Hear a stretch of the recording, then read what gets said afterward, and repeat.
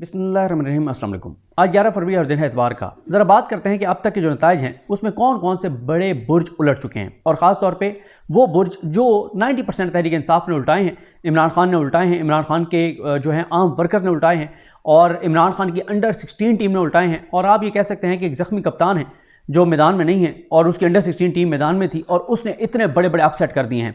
और इसमें मैं आपको ये भी बता दूं कि इनमें चलें आते हैं ना, ज़रा एक एक नाम पे ज़रा बात भी करेंगे कि इन सारों की मतलब ये सारे बड़े नाम हैं। और ये मियां नवाज शरीफ की ख्वाहिश थी और उनको ये लगता था कि इमरान खान जब जेल में होगा, इमरान खान कन्विक्टेड होगा, इमरान खान को सज़ाएँ हो चुकी होंगी, इमरान खान इलेक्शन नहीं लड़ सकेगा, इमरान खान के मेन ए कैटेगरी की लीडरशिप नहीं होगी और इमरान खान के पास बल्ले का निशान इनके लोगों के पास नहीं होगा, तो बस उसके बाद तो कन्फर्म मैं जीत जाऊँगा।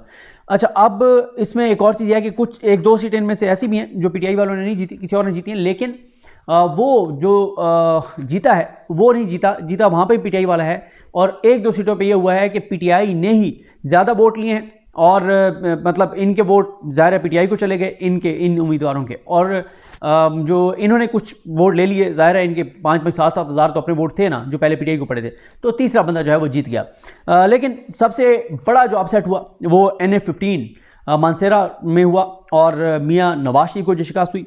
दूसरा बड़ा अपसेट, दो बड़े अपसेट, एक मुल्तान से जो जहांगीर तरीन साहब को शिकस्त हुई है और एक लोधना से उनको शिकस्त हुई है। अच्छा, लोधना में सिद्दीक बलोच साहब जीत गए, लेकिन वही बात, इफ़त सोमरो के साथ जो जुल्म हुआ, जबर हुआ, जो नाइंसाफ़ी हुई, जिस तरह उसको उठाया गया, जुल्म किया गया, तशद्दुद किया गया, टॉर्चर किया गया, उनके भाई को टॉर्चर किया गया, ज़बरदस्ती उनके वीडियो बनवाई गई, और ये सारा कुछ जहांगीर तरीन साहब ने अपनी इज्जत खाक में मिला ली है और बिल्कुल एक ज़रा बराबर भी उनकी कोई इज्जत नहीं रही। बहुत बहुत बहुत शर्मनाक है जो किरदार जहांगीर तरीन साहब ने अदा किया है। और इन नताइज का सबसे बड़ा इम्पैक्ट ये हुआ है कि इनमें से मोस्टली वो नाम हारे हैं जिनके बारे में यह था कि इमरान खान की तो सियासत उसकी वजह से चलती थी, इमरान खान को तो जल्द से वो कामयाब कराते थे, इमरान खान को तो सारे आज़ाद उम्मीदवार उन्होंने ला के दिए थे, इमरान खान की तो हुकूमत उन्होंने बनवाई थी, इमरान खान के तो इन्वेस्टर वो थे, पैसा उन्होंने लगाया तो पार्टी खड़ी हुई। वो सारे अपनी सीटें हार गए हैं जिनके बारे में यह था कि इमरान खान को उन्होंने जो है बनाया है, और इनको इतना कॉन्फिडेंस था कि हम तो जीते हुए हैं, डब्बे हमारे भरे हुए होंगे। लेकिन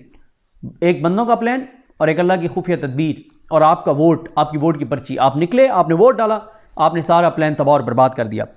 उसके बाद परवेज़ खटक साहब हार गए, परवेज़ खटक साहब के बेटे हार गए, उनके जो है वो दामाद हार गए।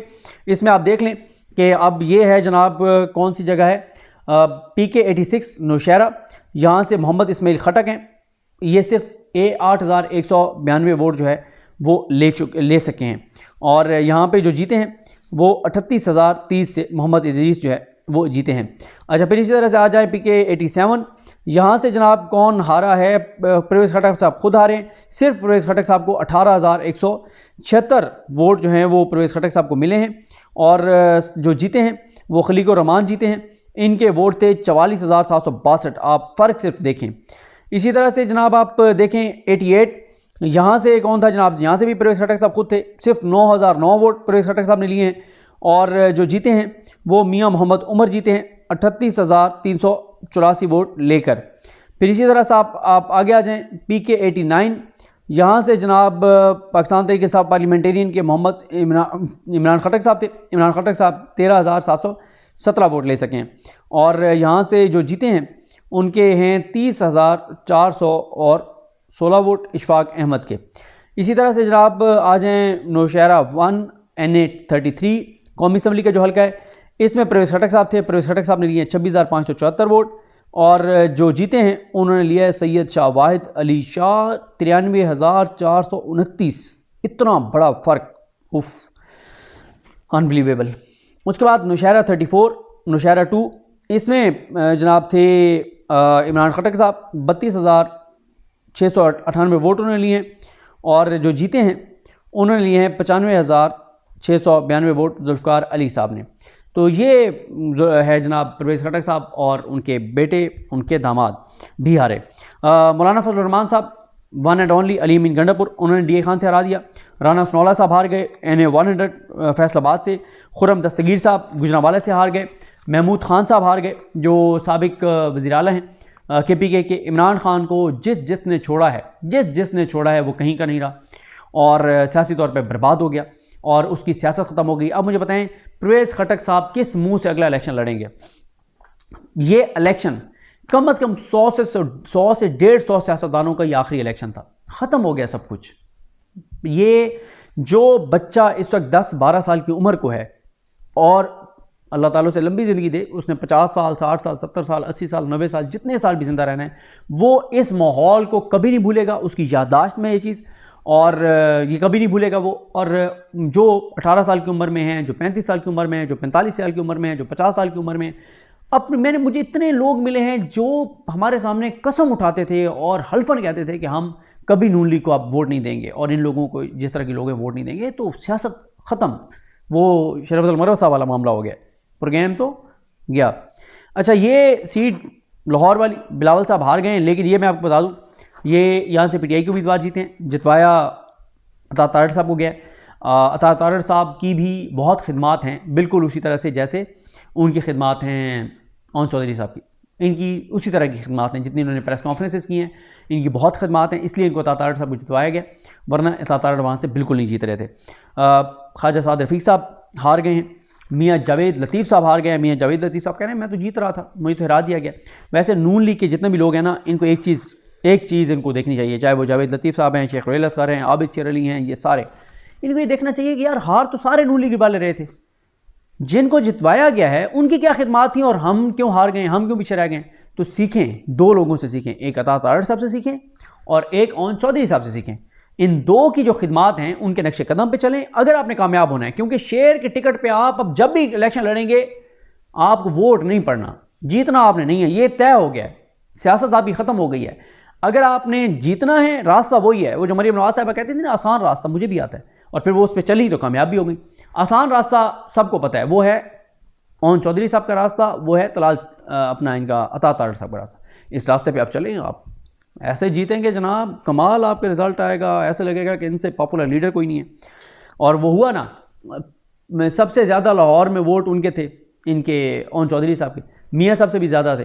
सोशल मीडिया पे कोहराम मच गया, टेंशनें पड़ गई, उन्होंने मियाँ साहब गुस्सा कर गए, उन्होंने कहा मियाँ साहब आपने घबराना नहीं है, उतारा फॉर्म 47, 7-8 हज़ार वोट बढ़ाए, फिर आप लोड, उन्होंने कहा मियाँ साहब आप चेक करें, राज़ी खुश और को हुक्म। शेख रोहेल असगर साहब हार गए, आबिद शेर अली साहब हार गए, बड़ी बड़ी बातें, आबिद शेर अली साहब, बड़ी तकरीरें। राजा रियाज साहब के बेटे दानियाल साहब हार गए हैं, ये राजा रियाज साहब की सीट थी, हार गए। अमीर हैदर हुदी साहब हार गए। ग़ुलाम सरवर ख़ान IPP में गए थे इमरान खान को छोड़कर, वो हार गए। मखदूम सालेह हयात साहब हार गए। ग़ुलाम अहमद बलोच साहब हार गए। एमल वली ख़ान, बड़ी इन्होंने धमकियाँ जस्टिस इब्राहिम ख़ान को, ये वो हार गए। चेयरमैन कौमी वतन पार्टी आफ्ताब शेरपौ साहब हार गए। मौलाना साहब के बेटों का भी है, अच्छा मैं सॉरी मौलाना साहब के बेटों का चेक नहीं कर सका, इसलिए मैं उनका हवाला नहीं दे रहा, लेकिन उनके बेटों का भी मैंने कहीं देखा कि वो भी हार गए, लेकिन मैं इसको दोबारा चेक करूँगा। फिरदौस आशिक अवान साहब हार गई हैं। अमीर मकाम साहब हार गए। अच्छा, अमीर मकाम साहब को भी देखना पड़ेगा कि 2 हल्कों से थे, एक से तो कंफर्म हार गए थे, दूसरा कभी आ रहा था, दूसरा मैं चेक नहीं कर सका। अब देखें ना आप, 2 लोगों के साथ बहरहाल बहुत ज़्यादती हुई है, एक जो फैज़ल हसन चौहान साहब हैं और एक फिरदौस आशिक अवान साहबा, इनके साथ नून लीग को सीट एडजस्टमेंट करनी चाहिए थी, और फिरदौस आशिक अवान साहबा को तो अब भी नून लीग को जो है वो अकोमोडेट करना चाहिए, जितनी उन्होंने इमरान खान के ख़िलाफ़ जो इन्होंने किया है, इतना तो ये डिज़र्व करते हैं कि इनको फैसिलिटेट करना चाहिए और इनको ओबलाइज करना चाहिए। और जो बाकी हैं वो ये बड़े अपसेट हैं बहरहाल जनाब, ख़ास तौर पे जहांगीर तरीन साहब, उनका एक स्टेटस जो बन गया था वो एक मरकज़ी सियासतदानों में उनका शुमार होता था, मुल्की सतह के सियासतदानों में उनका शुमार होता था, बड़ा कद काठ, ये वो, क्या हुआ, क्या नहीं किया आपने अपने हल्के में, आपने बहुत, आपने मतलब हम जो आपके साथ एक अच्छा तल्लुक़ था, एहतराम का तल्लुक़ था, हम लोग मतलब अफसरदा हैं कि मतलब किस जगह पे आप चले गए हैं, मतलब बहुत अफसोसनाक सूरत हाल है। बिल्कुल नहीं करना चाहिए था, उन्होंने बिल्कुल ख़त्म कर दिया अपने आप को कि पूरी रियासत साथ खड़ी थी और आप एक सीट नहीं निकाल सके अपनी, ख़त्म हो गया ना सारा कुछ। और लेकिन सवाल तो ये भी है कि जहांगीर तरीन साहब भी ये सवाल कर सकते हैं कि यार जिनको जितवाया गया वो कौन सा वोटों से जीते हैं, वो भी तो फॉर्म 47 से जीते हैं। ये एक सवाल है, इस पर काम करना चाहिए, इस पर मैं काम करूँगा, ज़रा कुछ लोगों से बात करूँगा कि ये क्या ऐसा हुआ है कि जहांगीर तरीन साहब को फॉर्म 47 में जितवा दिया जाता है, जैसे बाकी को जितवा दिया गया, बाकी केस चलता रहता बाद में, तो जहांगीर तरीन साहब को क्यों नहीं जितवाया गया, इस पर बात करेंगे। और मुझे अपनी दुआ में याद रखें। अल्लाह में हम सबका हामी नासर हो। अल्लाह हाफ़िज़।